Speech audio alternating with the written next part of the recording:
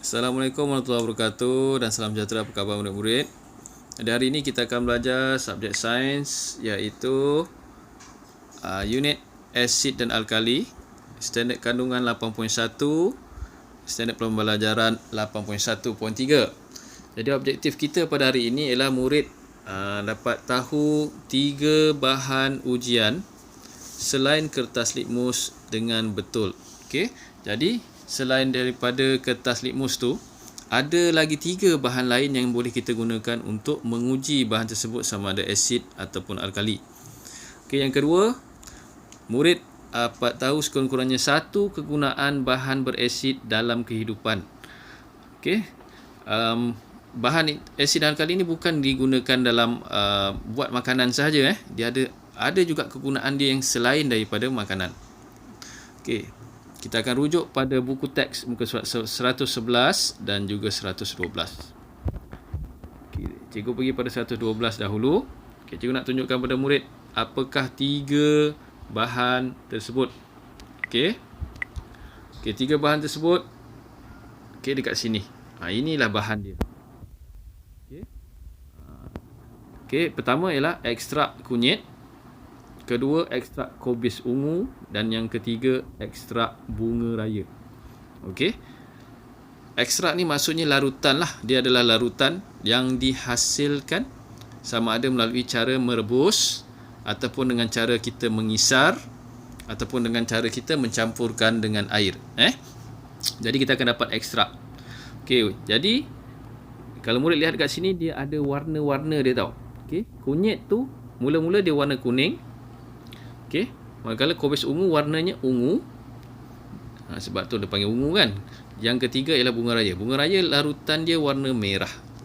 Okey, jadi larutan-larutan ini, okey, murid boleh pilih salah satu daripada ketiga ini. Contoh kalau murid gunakan ekstrak kunyit, murid campurkan dengan asid dengan alkali, okey, bahan tersebut, apa akan jadi kepada ekstrak kunyit ni? Okey. Jadi dia akan menukarkan, okey, cikgu tunjuk kat sini. Kalau kunyit, dia akan menukarkan bahan asid. Okey, ini alkali.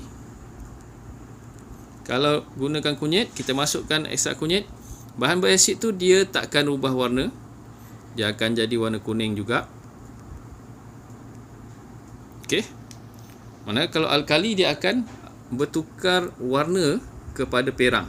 Jadi bila murid guna kunyit, murid akan tahu bahan tersebut alkali ataupun asid. Okey. Baik. Itu yang pertama. Okey. Kalau murid gunakan kobis bunga pula, apa yang akan berlaku? Okey, kalau kobis bunga dia lain sikit. Warnanya bertukar. Okey, ingat warna kobis bunga ialah warna ungu. Kalau dia dimasukkan dengan bahan berasid, contoh cuka, bahan berasid, dia akan mengubahkan warna kobis bunga kepada warna merah. Okey, dia akan tukar warna merah. Daripada warna ungu tadi, dia tukar warna merah. Manakala untuk alkali pula,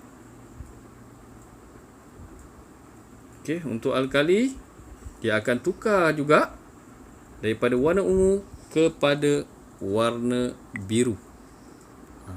Dia tukar kepada warna biru.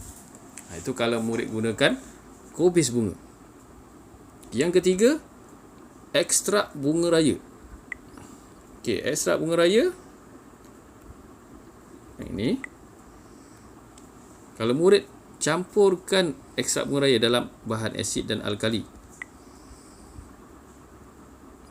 okey, apakah yang akan berlaku? Okey, ingat bunga raya warnanya, ekstrak bunga raya warnanya merah. Mula-mula dia warna merah.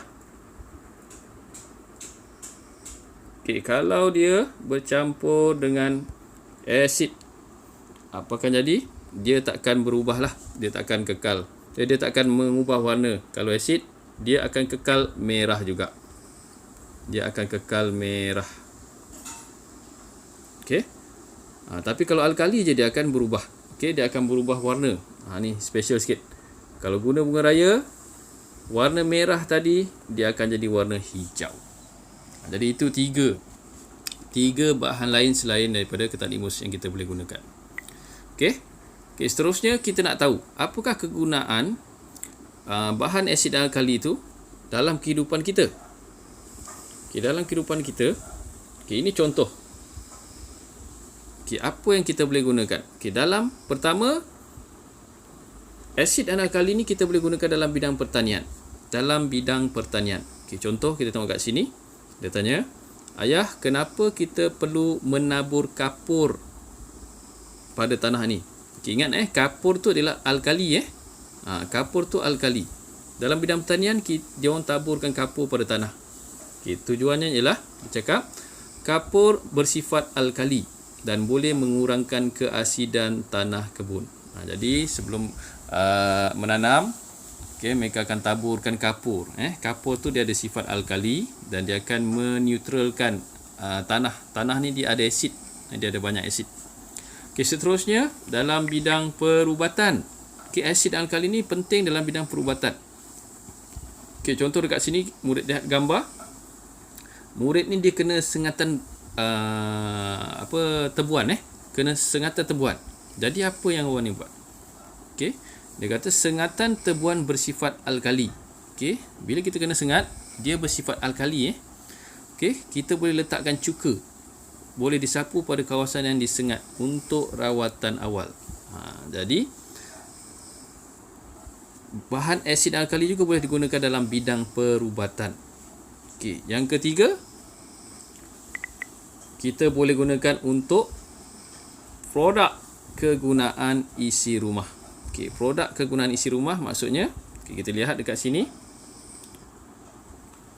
Dia tanya pada mak dia, "Mak, ibu, bagaimana nak menghilangkan rasa licin cecair peluntur ni?" Tangan kita rasa licin. Kita rasa licin dekat tangan kita bila kita basuh dengan sabun. Sebab ingat sabun tu ialah bahan alkali. Jadi mak dia kata, kita lumurkan tangan dengan asam jawa. Nanti hilanglah rasa licin itu. Jadi asam jawa, murid dah belajar, dia adalah asid. Dia bahan berasid. Jadi kita lumur dengan asam jawa, dia akan hilang rasa licin sabun tersebut. Jadi itu antara kegunaan lain. Kegunaan lain selain daripada membuat makanan untuk bahan asid dan alkali. Jadi sekian saja. Assalamualaikum warahmatullahi wabarakatuh.